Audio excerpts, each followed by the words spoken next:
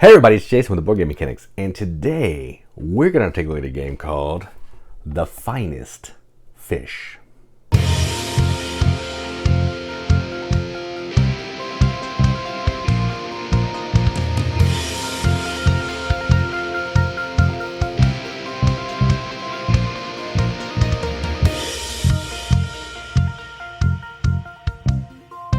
The Finest Fish is a game from Last Night Games from designers Nate and Jake Jenny or Jen. I don't know how to say their last name. I apologize.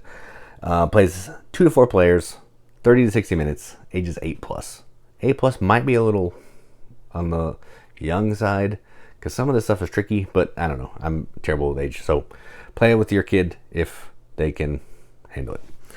So what you're doing in this game is, let's see if there's theme. I didn't really look at the rulebook too much other than learn how to play because I don't necessarily care about that. Fishkeeping is a competitive hobby. Every fish owner wants to win the coveted Best in Show award at the National Goldfish Competition. But to have the most attractive pet, you'll need to carefully plan its colors and designs. Complete pattern objectives and arrange colorful scales on your goldfish in order to create the finest fish in the show. That's interesting.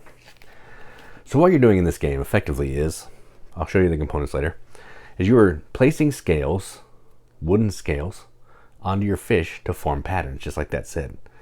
And you're trying to get clusters of patterns, you're trying to get black scales because they're worth additional points, and you're just trying to have the most points by the time the game is over when someone's fish has all their scales. That's it. There's a little more to it, not a ton more, but let's go on the table. Check it out. Alright, so here's a game of The Finest Fish, all set up for 2 players. Setup is really easy on this one. You're going to give each player one of these dual layer fish boards, which are pretty slick. You're going to shuffle the deck of cards, give each player one randomly face down, flip 3 face up, randomly give somebody the advantage fish, which I've done here. You're going to put the fish bowl and the round counter on the appropriate side. So in a 2-player game, it's this side. On this side, we have 3 and 4. Then you're going to put the little fish on the orange base at the beginning. And then you're going, in this bag, you're going to put all the scales. And you're going to draw 1 for the fish bowl, and then you're going to put 2 piles of 3, 1 for each player. So in a 4-player game, there'd be 4. And then you're ready to go. So this is a tile drafting and placement game where we are trying to basically form clusters of same colored tile. So in this case, a bunch of these together, or do these patterns. So I want to have this pattern in my fish's scales. If I can, I will get points. Completing a card is worth 3 points. Completing clusters, if you have more than 3 of a cluster, they're worth 1 point per tile. And every black scale you have is worth an extra bonus points. An extra bonus point each. Whoever has the most points after all that is said and done is the winner. Now let's go ahead and play. So this player's first because they had the fish. So let's see. Let's see what their card is. Here's what their card is. So they want to have that cluster, which doesn't help them with any of those right now. But I think what I want to do is I'm going to take this one. I'm going to spin the white one to the bowl. So you take a tile, and then you can do other things on your turn. I can spin a tile from what I just took, or from my fish, which I'll get to later, to take a card. And I think I want to take this card. All right. Put that face down with my other cards. These will not get replenished yet. And then I can trade tiles from the ones that I took with the fish bowl if I want to, but I don't want to do that, so I want to place. Placement rules are simple. You have to start at the first 3 here, and then anything that you're going to put in after that needs to go adjacent to one of these tiles. So this are actually not the greatest tiles for this, but that's fine. We'll make it work. So I'll put this here and this one here, and we're done. So that worked okay. And that's my turn. So then it goes to this player's turn, and they are going to take these tiles because that's the only option that they have. And let's look at their card. So they have 3 white and that one. So they're going to swap this one for a white, and that's in a straight line pattern. So let's do this. They're going to do this. They're going to put the black one here. The placements rules are in the beginning, or then just one curved side has to be touching. So I'm going to go ahead and do this. Like that. All right, done. And that's the end of round 1. So then we move this forward. The fish moves over. And we get 2 new sets of 3 tiles here. And at the end of the active player's turn, so on this player's turn, this card should have refilled. But I didn't do that. I'm real bad at seeing how these go when I'm looking at it sideways. All right, so now it's the Whitefish's turn. And what is their card again? I'm just going to play them face up so I can see. So they would like to get none of those tiles. But I think they'll take this one. And they're going to spend this black to take this card. Right there. And again, these will be in your hand face down. Then they're going to place like this. Let's do that. Then they're going to put this white one here. And now they have scored that card for the end of the game. Again, nobody knows that, but that player knows it. So this player is going to take these tiles. I don't want any of these tiles, so I will start working on a new pattern. Let's put this here. Oh, and then after this player's turn, they would have done this. So these are my cards. So I want a white here. And then this one, I don't care where this goes necessarily. So let's just put it over here for now. All right, done. That's the end of that round. So fish moves over. We do some more tiles. So 3 and 3. And again, all these tiles are colorblind friendly. They have images on them to distinguish. So I'm going to take this pile because I really want that pile. I'm definitely going to place that there. So now I've completed that. You can see that pattern. So now I just need to work on this one, which I've already jacked up. So let's do this. I'm going to spin this. Now, one other thing you can do on your turn is you can spin tiles from your fish. The only rule is you have to be able to slide it all the way out. So it basically has to be the tile in the back. When you do that, it goes to there. I'm going to take this card. So I'm working on these two. And then I'm going to place some tiles. So let's put this one here. And let's put this one here. All right, and I am done. All right, so these are my tiles. That comes there. Now it's that player's turn. None of these cards are good. So they're actually going to spin this black one, take this card. Oh, no, they don't want that. Just kidding. They're not going to take one, but they're going to start working on a clump of these. So there's 3. That one doesn't count because corner to corner doesn't count. Then they have this black one. Let's go ahead and put that one right there. All right, end of the round. Now, when this reaches the orange, a couple things happen. We're going to, well, do the normal stuff, pass first player. All these are going to go back in the bag. We're going to put this one on the bottom, slide, flip. Then we're going to put a new one in the fishbowl, and then start all over. Just kind of resets, brings out new tiles, all that kind of thing. And then we're ready to go. So the white fish is first. Ooh, that's better. So they're going to take these tiles, and they're going to put one here, here, and here. Remember, they're trying to get that pattern, so now they can still get that pattern. It's still available. Now it's back to me. I want a white real bad, so I'm going to trade this black one for the white. Put that white here. All right, so I'm now trying to work on that. I'll put this one here so it can start working on a clump. I'll put this one here, and hang on. I'll spin this one. So these are the two that I also took. I'll spin this one. I'll take this card, and then I'll put this here. So I've at least completed this card while I'm working on these other two. All right. So there we go. New round. More tiles, new card. Sometimes you'll flip cards that you already have completed. That's a bonus. Most of the time, you got to figure out how to do it.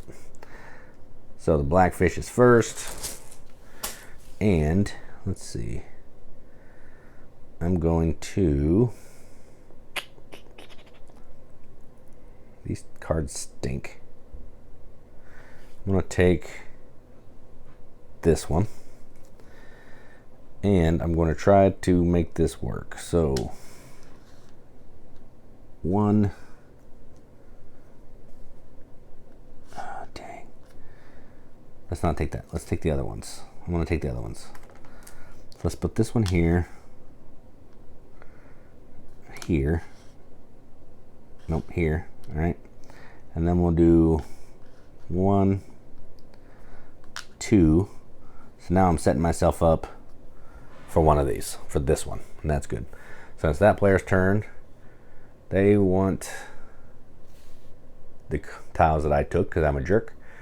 But I think, let's see, they don't want any of that, they don't want any of that. They don't want any of the cards. So they're just going to go ahead and put this like this. Keep working on their grouping. That's fine, that's fine. Then we'll throw this one over here. We'll burn that for something later. All right, done. New round, new tiles. And after this round, I'll tell you how the game ends, and then we'll talk about what we think about it. So whitefish is first. They definitely want this one, so they're going to take this, put it in there. It's hard to do this from this side, but you get the gist. So now they've completed that. What else do they want? They want to take another card.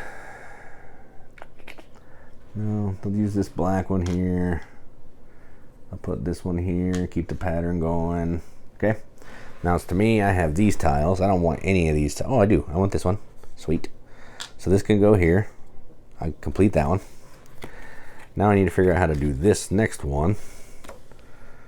But for now, we'll just put some black scales on my black fish at the top. Like this. All right.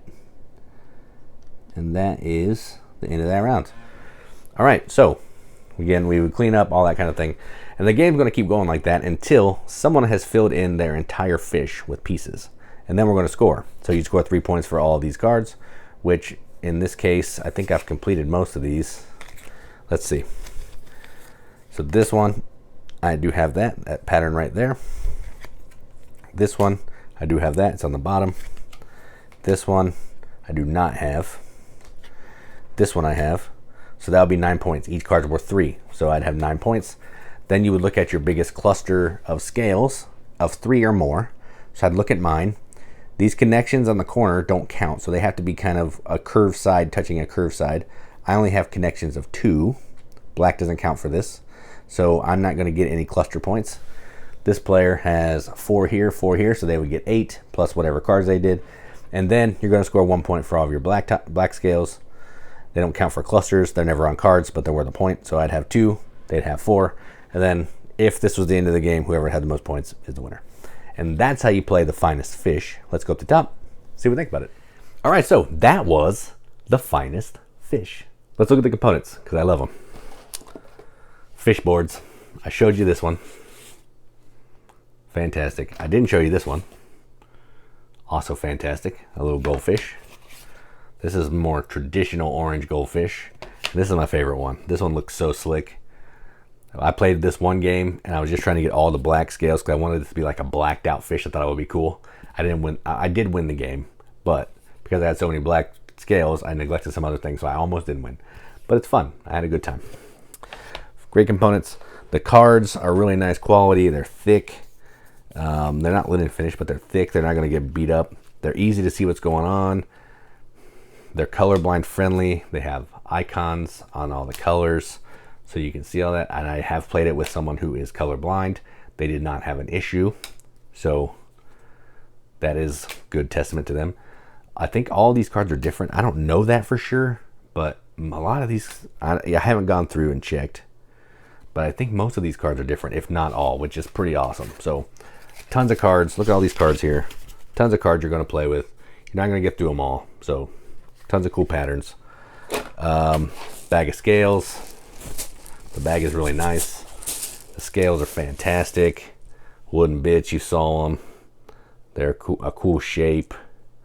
Kind of hard to see on the camera, but fantastic scales. Whole bag of them. Full bag. Love it. This cute little guy, that's a round marker. Nice little wooden bit. Love that. Round tracker. It's okay.